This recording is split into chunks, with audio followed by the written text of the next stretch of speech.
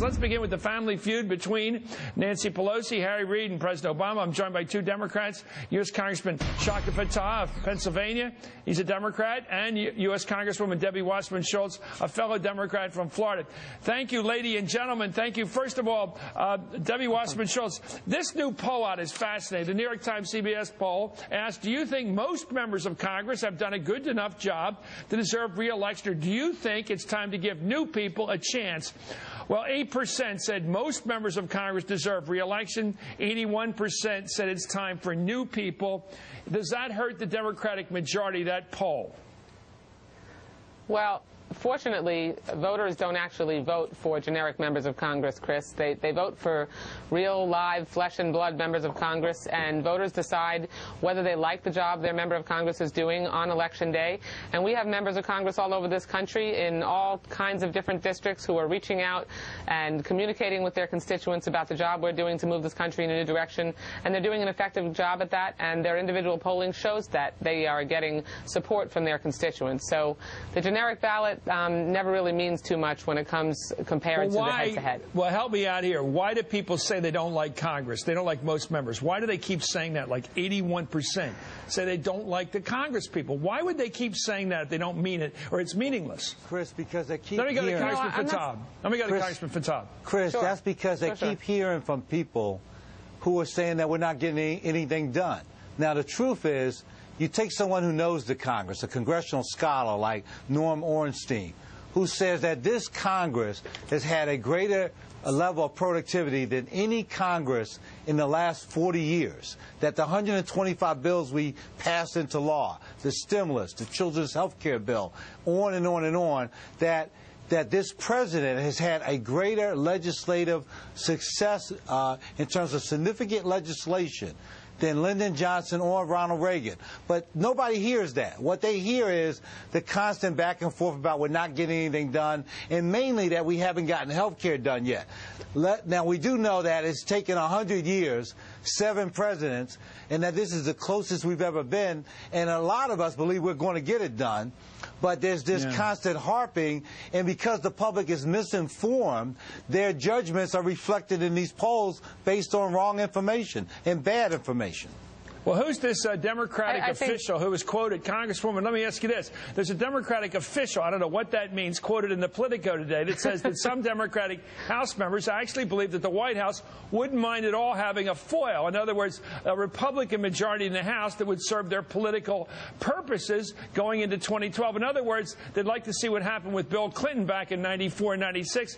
He lost the House in 94, but he won re-election in 96, running against the Republican Party Congress led by Newt Gingrich. Is there any talk like that on the Hill that they think the White House people might be, Rahm Emanuel, who at the Clinton White House, might be thinking, hey, it's smarter to run against Congress than have to defend it? There really isn't. I mean, that's just absolutely ludicrous. That sounds like a staff person who's a bit power hungry, who likes to draw some attention to themselves and curry favor with reporters. I, as you know, I'm the vice chair of the DNC. Spend a lot of time talking with the folks in the executive branch. As a vice chair of the DCCC, I spend quite a bit of time talking with my colleagues. There really isn't the frustration that is being hyped in the media. Yeah. We obviously, the founding fathers, Chris, set up 3 branches of government naturally to where there is some friction. And we're not going to agree on everything, but, I mean, Chaka is absolutely right. Congressman Fattah is 100% correct.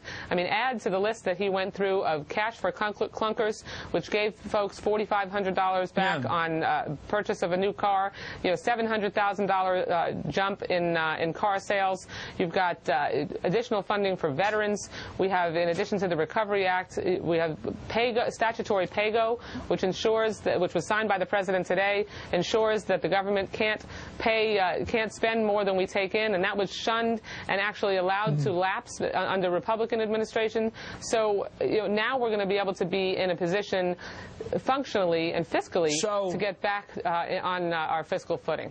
So, Congressman Fattah, if I'm reading you both right, the House, when you get into the cloakroom and you're talking on the floor, the congressmen and congresswomen on the House side, the Democrats are not frustrated by the fact that you were forced to try to be force-fed the Senate bill on health, that you passed cap and trade only to know that the Senate wasn't going to do it, that you've been left hanging having voted for these tough measures that do have their enemies in the industry, and you took the steps of voting for health care, for cap and trade, and things like that, only to see those bills die in the Senate. You're saying there's no frustration with that on the part of the Speaker? No, I think what you heard when the President gave the State of the Union, he consistently applauded the House passage of the jobs bill, of the pay-go rules, on and on and on. If you go through the speech, there are probably a dozen times we complimented the House for stepping forward, and that's what actually took place. See, some of these reporters, because of the snow, they've had to kind of create stories.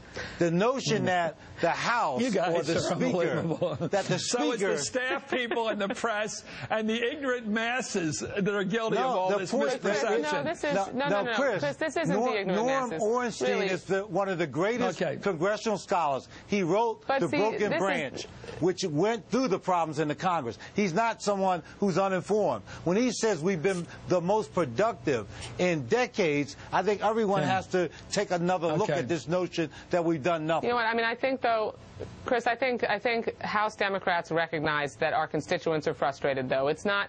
I do understand that Norm Ornstein is a respected individual, and his opinion is valued. But our Democratic members have their fingers on the pulse of their constituents, and whatever frustration they have is directly related to the fact that we really feel an urgent need to focus on creating jobs and turning the economy around. And you know that any frustration on the part that is sensed on the part of the executive branch or the Congress is a result of that sense of urgency that we want to get there, where we've got light at the end of the tunnel. We had unemployment at 9.7%, under 10% now, 5.7% growth in the GDP. We're moving in the right direction, but it is obviously frustrating because we have a long way to go. So the Politico report stated as follows. Tell me this first, Chaka Fattah, and then Debbie. Let me ask you both these questions. This is what the report said finally. Quote, what you're seeing now in public has been building in private, said a top House Democratic official. House members did their work. They did everything the president asked of them, and it gets stuck in the Senate, or the Senate screws it up. Is that accurate, Mr. Fattah? I think there's been a lot of frustration about the pace in the Senate. But it's because, as the president said, the Republicans have used the filibuster more times in 1 year than they've done over the last 30 years. We understand the bottleneck. We just want the Senate to maybe go to something kind of more American, like a 51-vote majority process, where they can move these issues along, versus a filibuster that allows the minority to stop even the simplest of measures to be able to move through the Senate. Congresswoman Wasserman Schultz, do you agree with that? We should get rid of the filibuster rule and let simple majority rule make decisions on important things, even important things like health care reform. Should that be open to a majority vote? I think the Republicans' abuse of the process of the filibuster in the Senate definitely gives me cause for concern enough to say that it should be reviewed and maybe only used for certain kinds of votes, because they've absolutely abused the process, gone way beyond what the Founding Fathers envisioned when they set up the legislative process. But at the end of the day, we've gotten a lot done all the way through to the president and signed into law. So is it as frustrating as it might be that the Senate isn't doing everything we want the way we want it? We have gotten a lot done for this country, and we're going to go out and talk about it, and I think House Democrats will be rewarded for it in November. Well, you're hardworking guys. Thanks so much for coming on this late Friday night in a week that everybody here is snowed in. We need to play a little hardball. Thank you. You're both great people. Thank you, Congressman Chaka Fattah. Thank you, Congresswoman Debbie Wasserman Schultz.